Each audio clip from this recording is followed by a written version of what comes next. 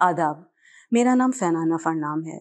मैं समझती हूँ कि अमन के बारे में सबसे बात करनी चाहिए और बच्चों से खुसूसन बात करनी चाहिए, क्योंकि वो उम्र के उस हिस्से में हैं जब उनकी शख्सियत तश्कील पा रही होती है। 2004 में शिवनिंग स्कॉलरशिप पे मैं यूनिवर्सिटी ऑफ अल्स्टर गई, नॉर्थ आइलैंड।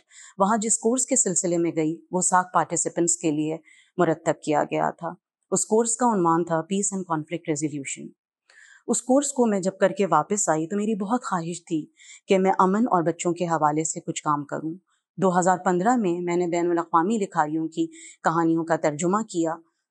इस किताब को 2015 में नेशनल बुक फाउंडेशन ने शाया किया। ये किताब 2 दफ़ा शाया हो चुकी है और मेरी खुशनसीबी है कि मैं जब शिवलिंग स्कॉलरशिप के लिए मेरा सिलेक्शन हुआ तो मैं पाकिस्तान से वाहिद खातून थी जो इस प्रोग्राम के लिए सेलेक्ट हुई।